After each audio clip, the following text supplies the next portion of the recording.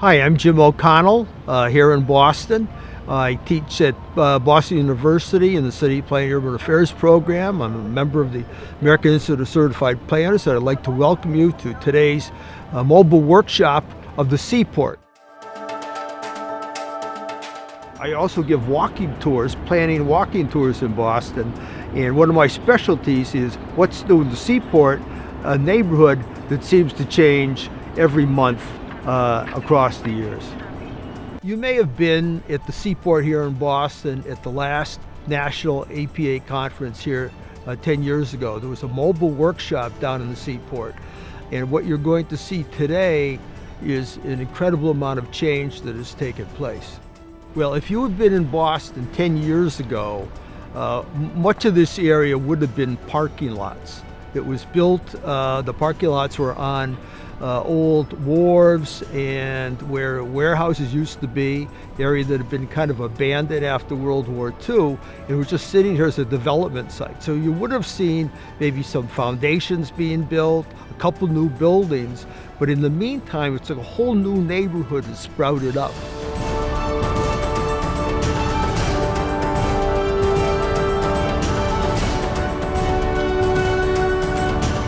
So Boston is full of iconic neighborhoods. If you had been here in 1800, 1830, you would have seen Beacon Hill developing as a major residential area of Boston. If you had been here between the Civil War and World War I, you would have seen the Back Bay develop in South End. You can still see the row houses in those communities, kind of handsome architecture. This area is a 21st century neighborhood of Boston, almost being rebuilt from scratch. The architecture is kind of globalistic in style. This is, the global city of Boston here on the waterfront. Well, now that I've given you a little introduction to the Seaport, I'd like to take you for a little walk around it. So please come with me.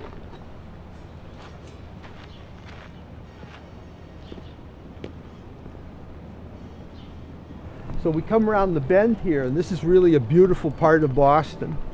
You can see the downtown, as I said, downtown, East Boston. This is really South Boston.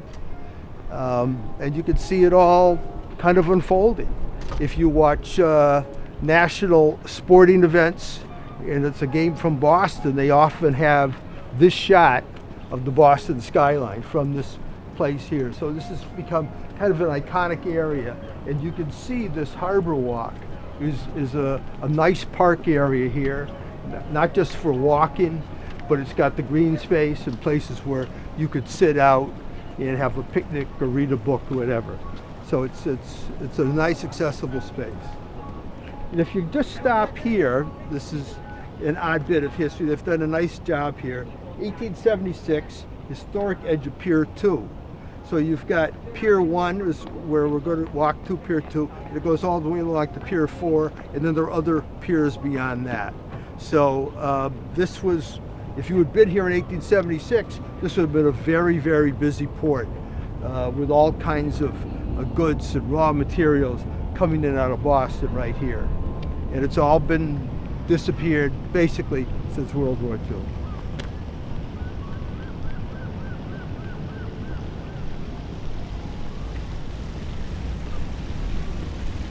If you look over there to the right, that's the famous north end of Boston, the Little Italy of Boston.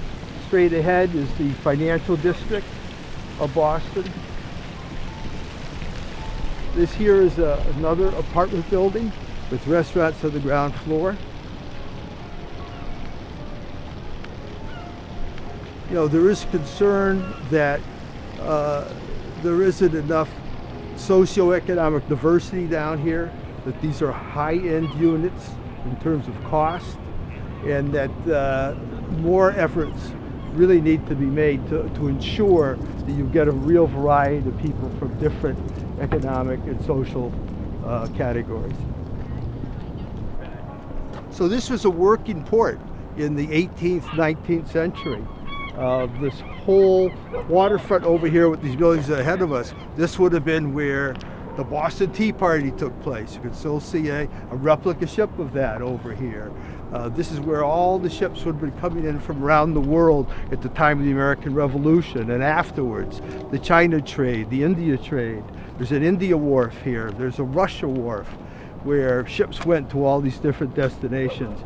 Now today, it's no longer a working seaport here. It's more for recreation. There is a container port and a cruise ship port farther on down the coast here in the seaport. That's one thing about the seaport. There still is another good third of it from what we're going to see that is used today for still maritime industries, seafood processing, fishing. There's a whole fish pier. There's a dry dock for Navy ships to be refitted, cruise ships, warehouses. So there still are maritime activities which the state has made a very special point of trying to maintain. They don't want to turn it all over to just housing and retail. Okay, well here we are at the Joseph Moakley Federal Courthouse. It was opened in 1998 and it was a real pioneer building for the seaport. Up until that point, this whole area was pretty much just parking lots, and the city officials said, we would like you to put this new courthouse is being planned not in the heart of the downtown, but down in the seaport to attract other uses to come down there. And attorneys and people like that kind of said, oh geez, do we have to go way over there? Well, now it is kind of at the edge of this whole district that's beyond. And it has brought on the sorts of development that was hoped for. It was designed by Henry Cobb, famous architect, who also designed the famous John Hancock skyscraper here, perhaps Boston's most beautiful skyscraper. The harbor towers across the harbor here, he designed in the 1970s. You can see he was working in concrete in the 1970s, and it was brick by the 1990s. In Boston, there was a real rebellion against the concrete architecture by the late 1970s. Historic preservation was in, and people wanted to celebrate Boston's brick architecture. So a lot of buildings from the 1980s and 1990s were built in brick. And then we see in the last decade or so, going through the seaport, most of the buildings are now glass and steel. So you can just see the evolving architectural styles. After giving walking tours in the Seaport for half a dozen years, I've seen a lot of change. So now it's time to learn more about the plans behind the development of the Seaport. So we're going to meet with Yanni Sippis, Senior Vice President of WS Development and Master Developer of the Seaport Square project. Good morning. My name is Yanni Sippis. I'm with WS Development. We are the Master Developer of the Boston Seaport project. It's 33 acres at the heart of the Seaport District in Boston. We've been involved in the project since about 2006. We and our partners went through a master planning effort between 2006 and 2010. Construction of the first building started in about 2013 in this project, and we're currently about 50% of the way through construction. The project in total is about 7.5 million square feet of residential uses, office and research uses, anchored by a lot of ground floor retail, hotel uses, civic uses, public open space, and a whole new street network here in the Seaport District.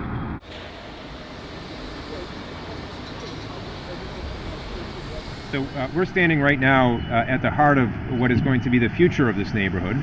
You can see right behind me we have under construction the building at 111 Harbor Way. This is a 500,000 square foot office building with 2 floors of retail. The building was fully pre-leased by a large technology company, and so we're building the building essentially as a build-to-suit for that company. And along with the building, we're also building about 1.5 acres of public open space called Harbor Square Park, which was designed by James Cornerfield Operations from New York, who did the High Line, was the landscape architect behind the High Line.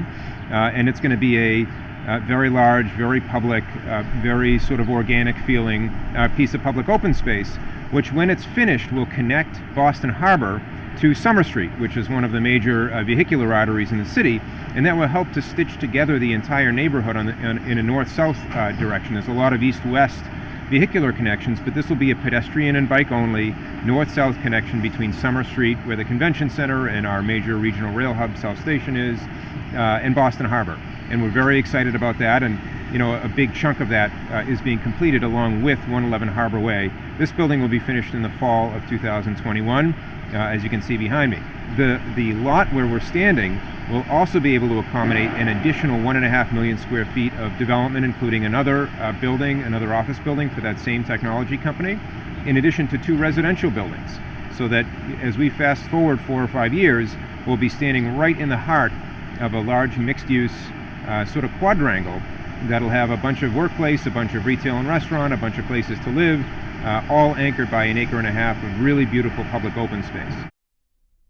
It was great to walk with Yanni through the district and learn about development and future plans. But I wanted to know more about how the city is involved in the project. And what better person to ask than Councilor Ed Flynn, the Boston City Councilor representing the Seaport District. Hi, I'm Boston City Councilor Ed Flynn.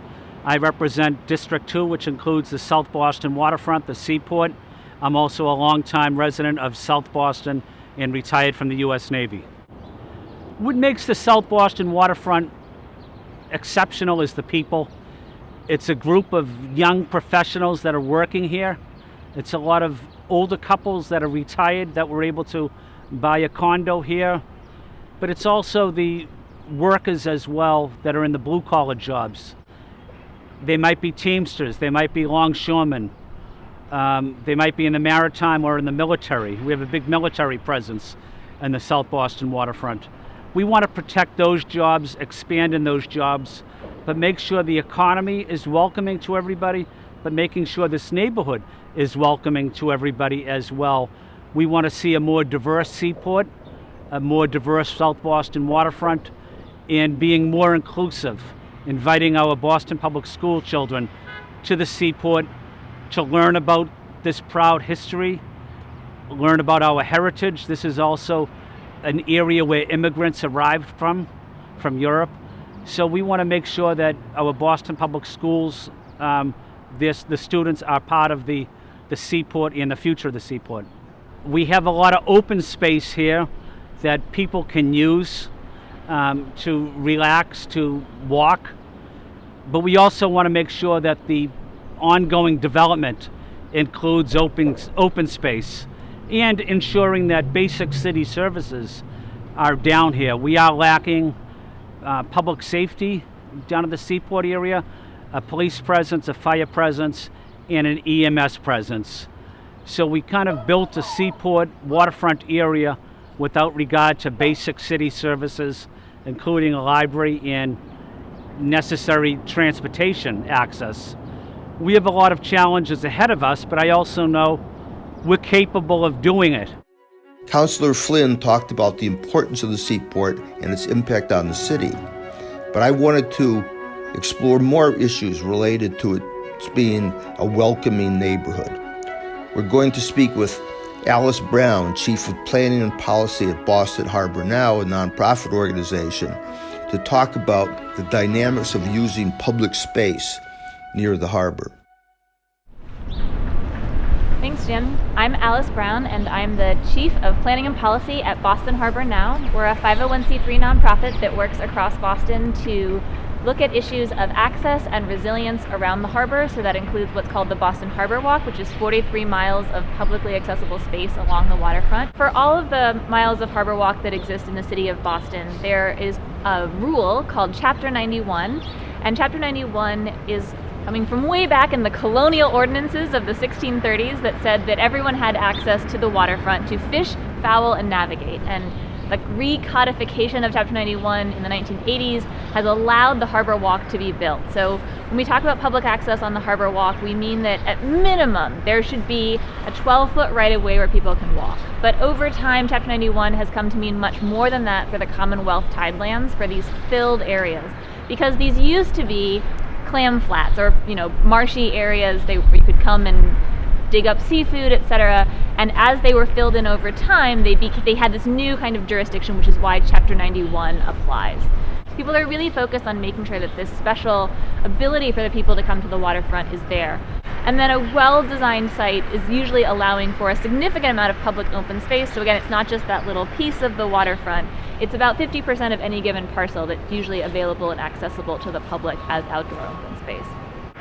The Seaport as a larger district has a variety of different ways that people are trying to activate it, from the longtime institution of the Children's Museum to newer things that different developers have worked on, putting up temporary public art and different kinds of festivals. But we want the space to feel authentically public, the way that visiting a park would be, right? You can go to Boston Common during, a ballet performance or a concert or Shakespeare, but you can also go to Boston Common to just enjoy it. And the same thing should be true for the Seaport, that when you're walking through this area, that you can go sit anywhere on the Harbor Walk and you can have this really positive park-like experience without being told all the things you're doing wrong, without being asked to leave because you don't fit some kind of demographic checkbox. So we really want to make sure it's welcoming and inclusive to everyone. Now, talking with Alice about access to the harbor front only raised more questions about how welcoming the Seaport is to everyone. Here we are, we're in front of District Hall across the street here, which is a very important element of what the city is trying to do here in the Seaport. About a decade ago, Mayor Menino was trying to attract technology companies to come to the Seaport from Cambridge, and he wanted to do something that might attract people and try to help give it the image of being an innovation district, which is what he named it, the Innovation District. So he worked together with partners and they created this District Hall, which is kind of a big co-working space, kind of an early one, but it's got a little offices, a little meeting rooms, conference rooms, coffee shop, and a restaurant and bar where people could come together and have meetings. So I'd like to get started and walk along here, and the area of the Seaport that we're going to be coming through is the Fan Pier area. And you can see this open space, which is actually owned and managed by the Fan Pier developers, the Fallon Corporation. So when developers were down here getting started on the Seaport, they were required by the state and the city to provide open space. So we're going to be walking along the Harbor Walk here, which goes through 43 miles of Boston. Not every square inch of the waterfront in Boston is open to the public, but it's getting there. And 43 out of 47 miles is open to the public. So you can see that this is part of that planning, and a very valuable one in Massachusetts. So these are office buildings. This is Vertex, which is a major biotech company that moved here from Cambridge. They've got a couple other manufacturing facilities farther into the Seaport, and they've got 1,000 employees, not all in this building. So this is biotech offices and labs right here. So that was part of what Mayor Menino was trying to get going. They came here in something like 2014. They opened up here, and other biotech companies have followed. The next building is Massachusetts Mutual Life Insurance, Mass Mutual. Their home office is in Springfield, Mass, but they've got their new facility right here, which is going to open later this year in the Seaport. So this here is a marina, which is also developed by the Fan Pier developer, and this is part of their public space, if you will. Boats can come in here. Since it's only April, there are no boats left, but in a couple months they will be. There's a ferry dock over there, which is available for ferries working through Boston Harbor. So you can kind of get a sense of how this is coming together. The important thing is that 10 years ago, this was just parking lots. There was nothing here. None of these public facilities were here. No harbor walk, no open space, no cultural facilities. So you can kind of see how this is coming together. It certainly isn't all together yet. We're going to talk to one of the new nonprofit organizations opening in this part of the city, Grub Street. Hi. Hi. Hi there, nice to see you. Nice to be here. Are you ready for a tour? Yeah. Before we go in, Yes. you just want to tell us what Grub Street is. Absolutely. So we are the country's largest and leading creative writing center, and we are an educational organization primarily. We meet writers where they are, whether they're writing their first piece of poetry or they're ready to publish their novel and everything in between. We have a major publishing conference every year. We have robust teen programs, but really at the center of what we do is we want to make writing accessible to all. We remove barriers. We have scholarships and fellowships, and we're particularly centering amplifying the voices of writers of color and other writers who have been marginalized in the past.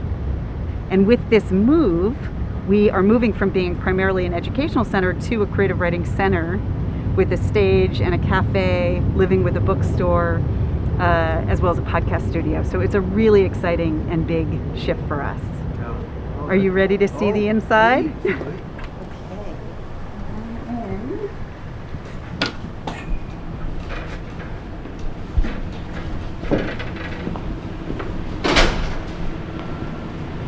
So welcome.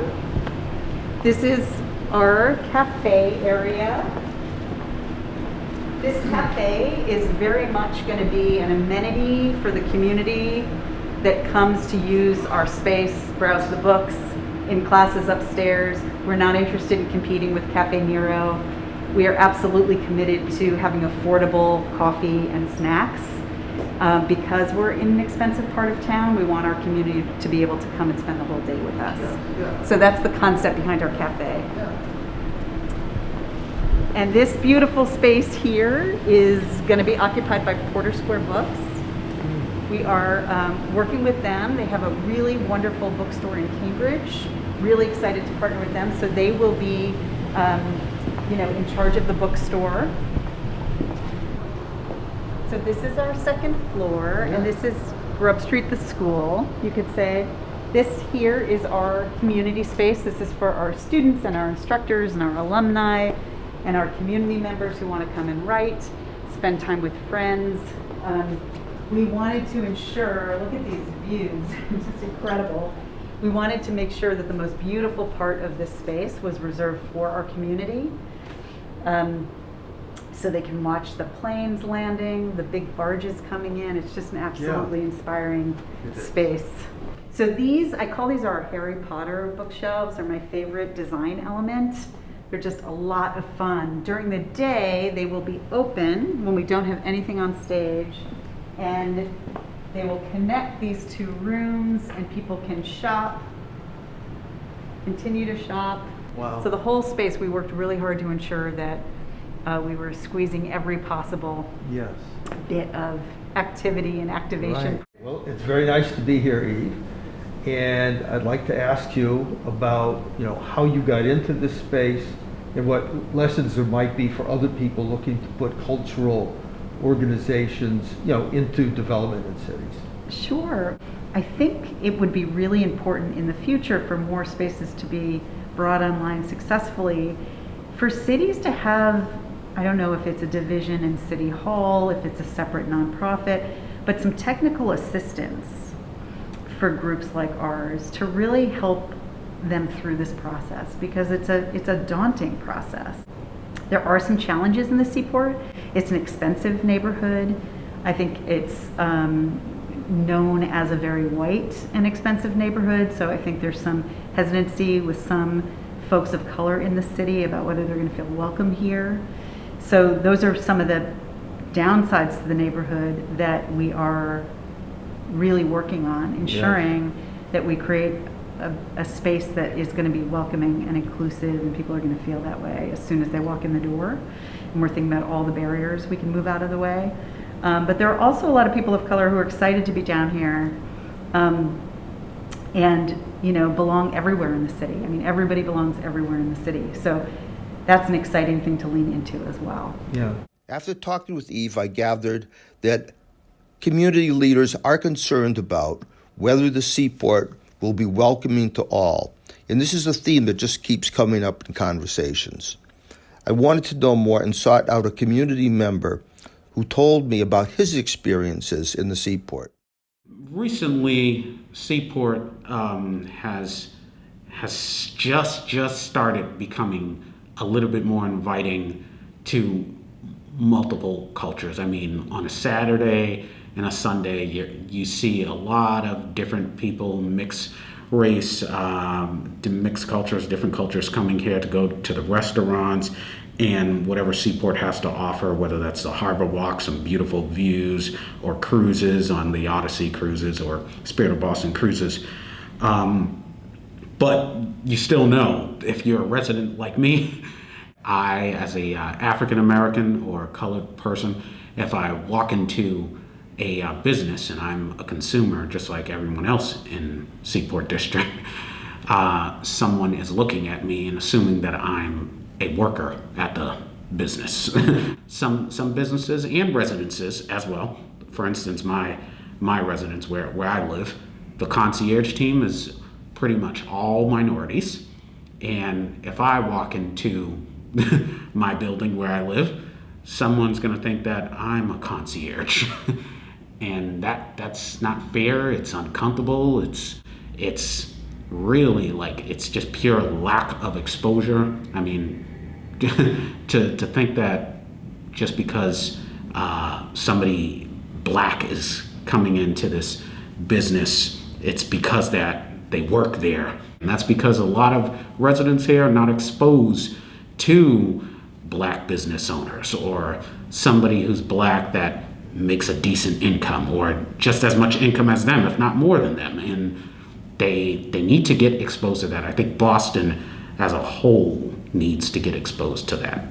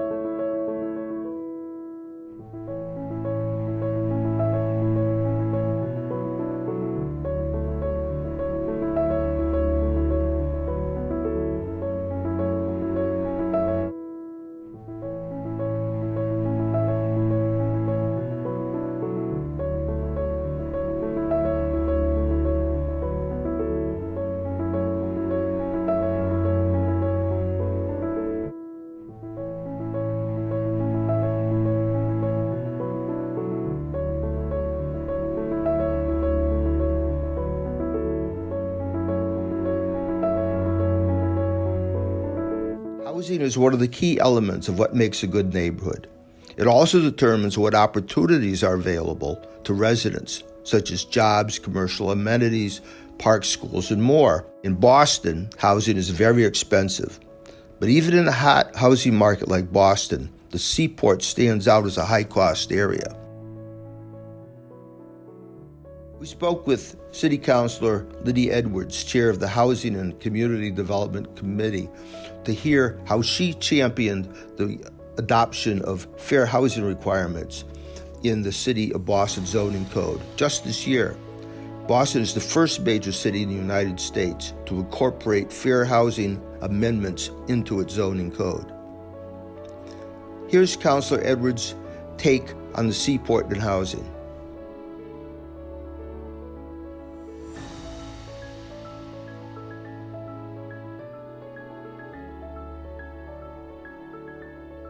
My name is Lydia Edwards. I'm the District 1 City Councilor. I represent East Boston, Charlestown, and the North End.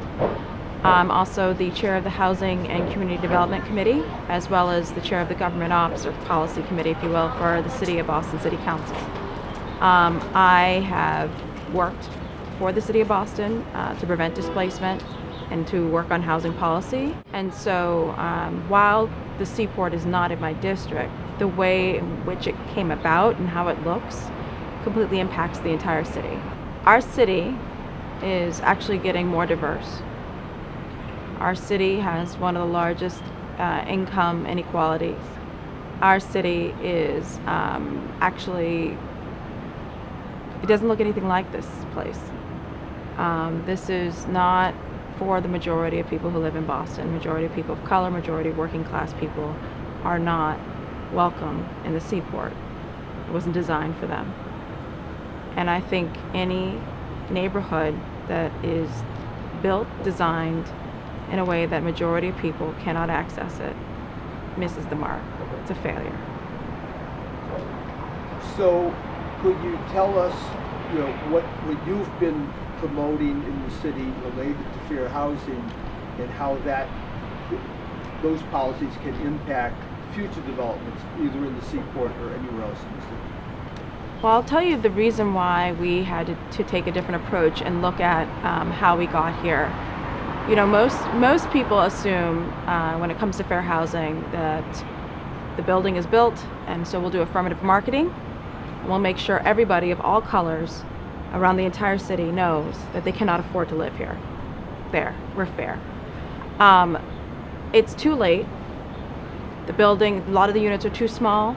You make a bunch of one bedrooms and studios, then you definitely are telling families they're not welcome there, whatever color, whatever income. And so we in East Boston have an opportunity. It's called Suffolk Downs. It's the single largest private development in Boston's history, 161 acres. And there's nothing there. So the question is whether we learn from lessons from the Seaport and other developments, getting rid of the West End, so on and so forth. Could we take all those lessons and make them real? And then we went a further step in thinking about how do we not only make it real, but how do we make it law? And that's where the affirmatively furthering for housing amendment came about. Zoning is the most effective way to segregate and discriminate. And so we took zoning to be the most effective way to do just the opposite. It forces the city to plan in a way for integrated communities, for us to acknowledge that we have more control over this moment or over this development than we want to admit. It forces us to have real conversations. The way it works is, a developer will come in, they'll file their plans or letter of intent, then they're given a historic exclusion report and or displacement report, which is basically acknowledging what you bought. You didn't just buy it in 2021, you're buying 1991, you're buying 1971, all of that comes with it as well. And so how you got to this particular building, this particular neighborhood, and how it looks, you're purchasing that past. You're purchasing it presently, and you're also purchasing and responsible for its future. So we hold a mirror up, and then they are required to, they also are required to do an assessment tool where they go through everything that they purchased. Was there someone there when you purchased it? Are you getting rid of the only laundromat? Are you, how much rent are you planning on charging? What was the racial makeup of the neighborhood, and what do you expect it to be of your building or buildings? All of that. We force a full-on conversation. Then the developer takes that information plus the historic exclusion, and then they go to a newly formed committee where they explain how they're going to mitigate for all of this. And there's a whole list of suggested mitigation. That is a growing list. I'm very happy about that, in which they're supposed to come back and explain, we purchased whatever we did, this is how we're going to help the community heal, this is how we're going to affirmatively further for housing. It's no different than any other standards you have for the environment, for traffic. They're given a standard, they're told to rise to the occasion, or you don't get to move forward. That's it. I went to an apartment building in the Seaport district, and I went there for a viewing with my father. My father is white. We both went for the viewing, and the leasing managers let us have a viewing there, and they let us do a walk around by ourselves. So it was just me and my father doing the walk around. Nobody was with us. And then when we were done, we sent them an email, and we said, we would like to move into this apartment, and or I would like to move into this apartment. And they said, okay. I submitted all the paperwork, gave them social for this credit check. They did the credit check, proof of income check. Said everything is great. Your move-in date is scheduled for November 4th. You're all set. And I said, oh wow, great. And then they said, we just need you to come in and sign the lease agreement, and then you'll be all set. I went in to go sign the lease agreement, and they said, oh, just you're the person applying? And I said, yeah, remember I did the viewing? And I said, it was like, yeah, I thought you were with another gentleman. And I said, yeah, that was my father. And they were like, oh, he's not applying? And then I said, no, it was me. And then they said, okay, I gotta let my manager look into this and get back to you. So they got back to me, and they said, before we move forward with the lease agreement, We do need to see an available checking account balance on your bank statement that has at least $750,000 in your checking account balance. And I was like, $750,000, what? And then they said, because we require, based on what you stated as income, we require at least 3 times the annualized amount of your monthly income in your checking account balance. And I just said, well, this sounds like you guys are just doing this because you thought my father was the person behind the computer applying because he's white. But then when you found that it was me, you came up with this weird condition after I passed the credit check with flying colors. And then I decided to not move forward with them, and I went to another home in the Seaport district, really close by, literally like across the street, and same credit check, and approved with flying colors, and everything was great. And I've been living there since, and I love it.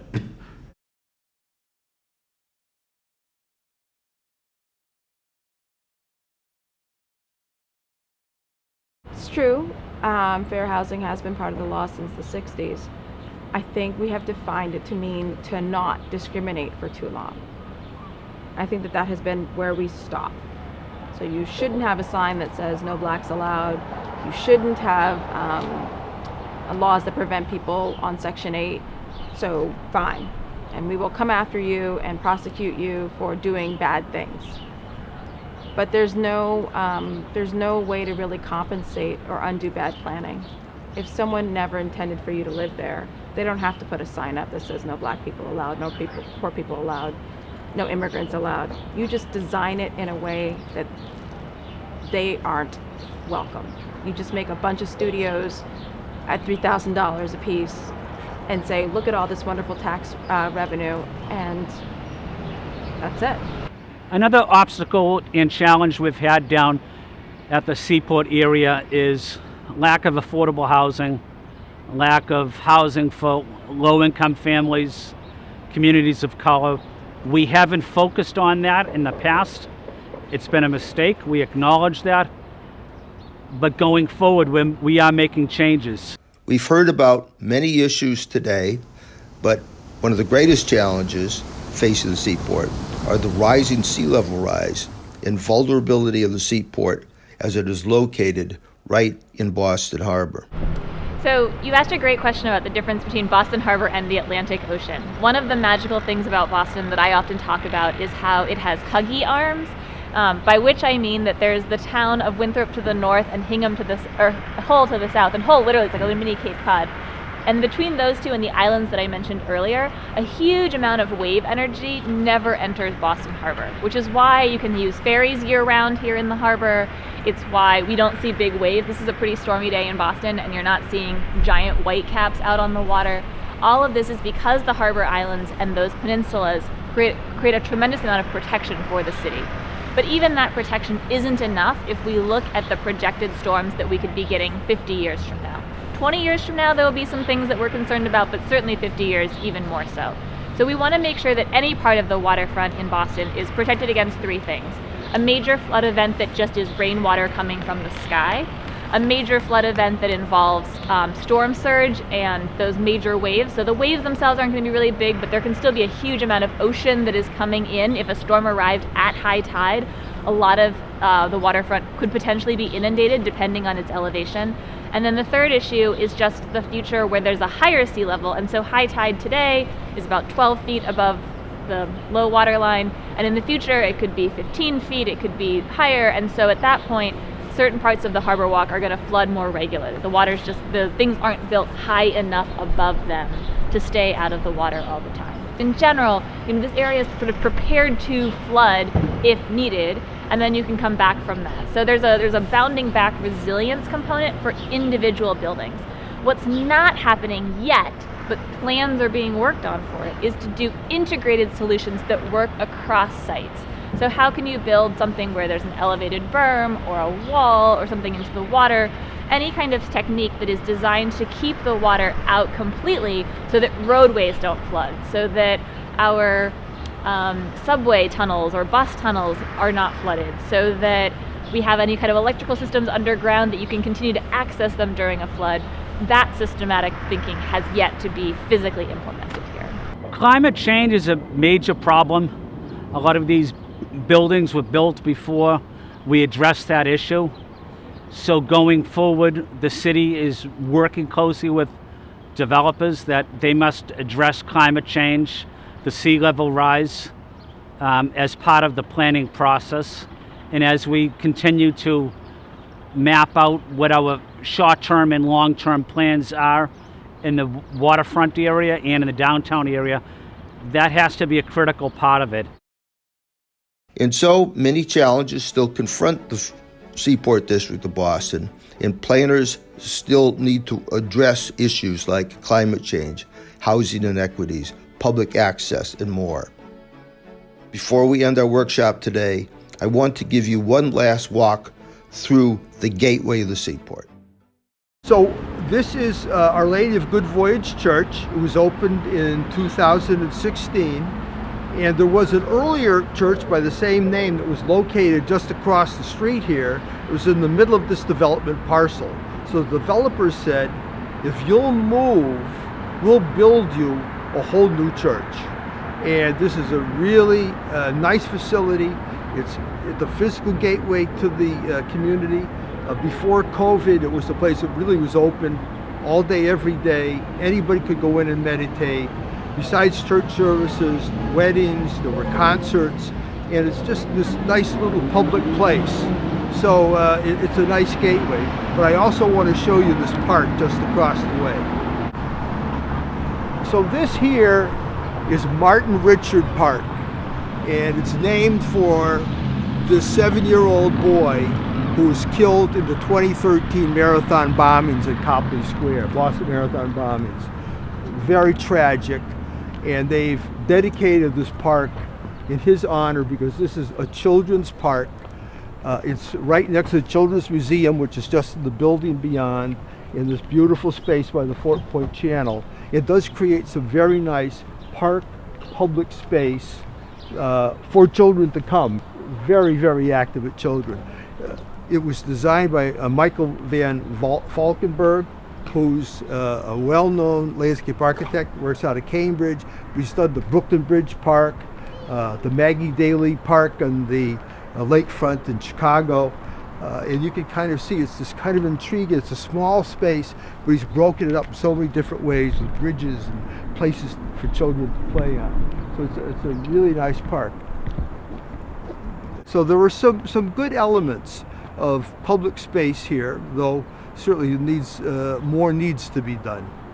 So I'd like to thank you. We've had a good look at the Seaport District of Boston. It is a work in progress. We've seen the history, we've noticed going back to the Boston Tea Party and all the different port activities that took place here. It's a work in progress. It was a place of many parking lots a decade ago, but there's more to come and a real challenge for planners of all sorts going forward. Okay, so that concludes our mobile workshop of the Seaport District of Boston.